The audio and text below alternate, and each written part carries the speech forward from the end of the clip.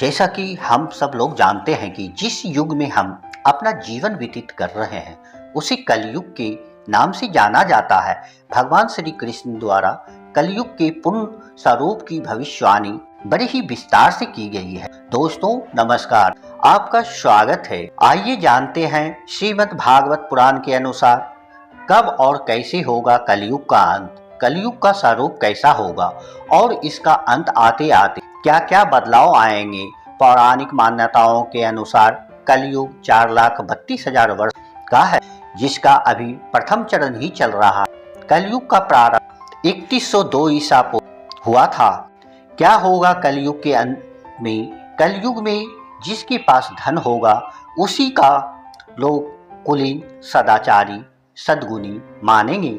जिनके हाथ में शक्ति होगी और न्याय की व्यवस्था अपने अनुकूल करा सके, विवाह संबंध के लिए भी शील, योग्यता आदि परख नहीं रह जाएगा।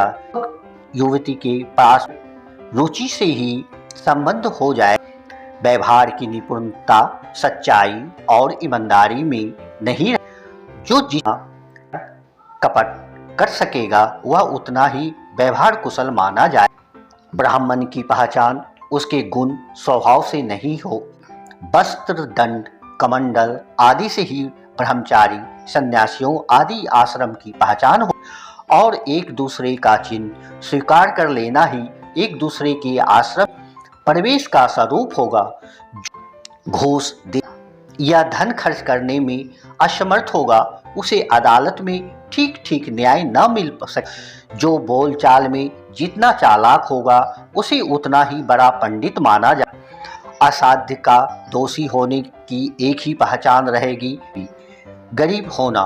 जो जितना दम पाखंड करेगा उसे उतना ही बड़ा साधु समझा जाएगा।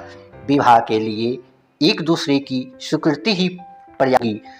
बाल आदि संवार कर अच्छे कपड़े पहन लेना ही स्नान समझा जाएगा। लोग दूर से तालाब को तीर्थ मानेंगे और निकट की तीर्थ गंगा को नहीं। माता पिता आदि की उपेक्षा करेंगे। सिर पर बड़े बड़े बाल का कुल रखना ही शारीरिक सौंदर्य का चिन्ह समझा जाएगा और जीवन का सबसे बड़ा पुरुषार्थ होगा अपना पेट भर लेना। जो ज्येष्ठता से बात करेगा उसे उतना ही सच्चा समझा जाएगा। योग्यता, चतुराई का सबसे बड़ा लक्षण यह होगा कि मनुष्य अपने कुटुंब का पालन करके धर्म का सेवन यश के लिए किया जाएगा। इस प्रकार जब सारी पृथ्वी पर दुष्टों का बोलबाला हो जाएगा तब राजा होने का कोई नियम न रह जाए। ब्राह्मण, क्षत्रिय, वैश्य, शूद्र में जो बलि होगा वही राजा बन बैठेंगे।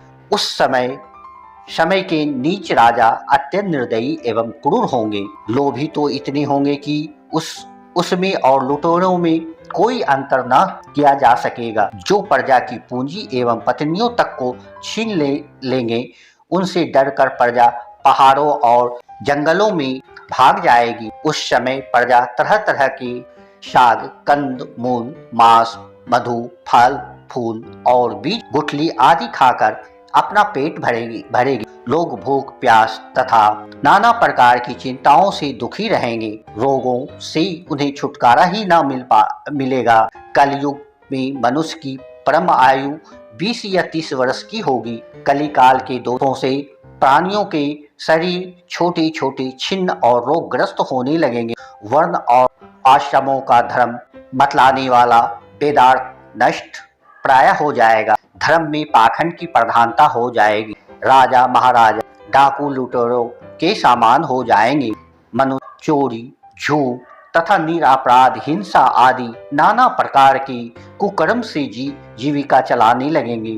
पुत्र अपनी बूढ़े माँ बाप रक्षा पालन पोषण नहीं करेगा, उनकी उपेक्षा कर देगा। कलयुग में लोग अधिक धन तो बात ही क्या, कुछ कौड़ियों के लिए भी आपस में बैर विरोध करने लगेंगे और बहुत दिनों के श्रद्धा भाव तथा मित्रता और को तिलांजलि दे देंगे। इतना ही नहीं, दमड़ी के लिए अपने सगे संबंधी तक की हत्या कर देंगे और अपने प्राणों से भी हाथ धो बैठेंगे। सारे देश में गांव गांव में लुटेरों की प्रधानता एवं प्रचुरता हो जाएगी पाखंडी लोग अपने नए नए मत चलाकर मनमाने ढंग से वेदों का तात्पर्य निकालने लगेंगे और इस प्रकार उन्हें कलंकित करेंगे। ऐतिहासिक विद्वानों का कहना है कि जिस दिन भगवान श्री कृष्ण ने अपने परम धाम को प्रस्थान किया, उसी दिन उसी समय कलयुग का प्रारंभ हो गया। जब देवताओं की गणना के अनुसार 1000 वर्ष बीत चुकेंगे, तब कलयुग के अंतिम दिनों में कल की भगवान की कृपा से मनुष्य के मन में सात्विकता का संचार होगा। लोग अपनी वास्तविक स्वरूप को जान सकेंगे और तभी सशीप का प्रारंभ भी होगा। कैसा होगा कलयुग का अंत? जो घोर कलयुग आता जाएगा, त्यों त्यों उत्तम धर्म, पवित्रता, क्षमा, दया, बल और स्मरण शक्ति का लोप होता जाएगा। कभी वर्षा ना होगी, कभी सूखा पड़ जाएगा, कभी कड़ाके की सर्दी पड़ेगी तो कभी पाला पड़ेगा, कभी आंधी चलेगी तो कभी गर्मी हो, कभी बाढ़ आ जाएगी, उत्पादों की आपस के संघर्ष, प्रजा अत्यंत पीड़ित होकर नष्ट हो जाएगी। महाभारत में भी कलयुग के अंत में प्रलय का वर्णन। भारत के अनुसार कलयुग के अंत वर्षा पूरी तरह बंद हो जाएगी, सूर्य का तेज इतना बढ़ जाएगा, सातों समुद्र और नदियां सूख जाएगी, इतना बढ़ जाएगी, पाताल सब भस्म हो जाए। फिर 12 वर्ष तक मूसलाधार से सारी धरती जलमग्न हो जाएगी और फिर जीव की उत्पत्ति की शुरुआत होगी।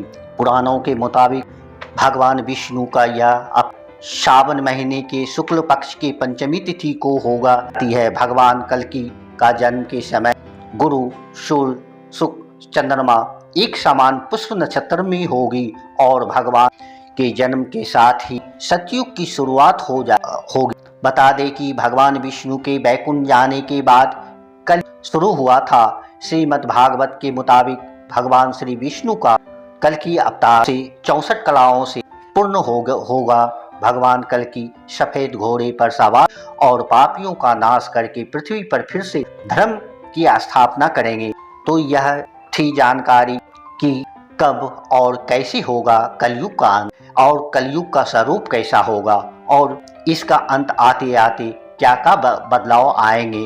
दोस्तों, आपको यह वीडियो अच्छी लगी हो तो अपनी प्रियजनों के साथ वीडियो को अवश्य शेयर कीजिए और लाइक कीजिए और कमेंट बॉक्स में ओम श्री कृष्ण वासुदेवाय नमः अवश्य लिखिए। यदि आपने अभी तक चैनल सब्सक्राइब नहीं किया है तो धार्मिक, आध्यात्मिक, मान्यता से संबंधित वीडियो देखने के लिए चैनल अवश्य सब्सक्राइब करें।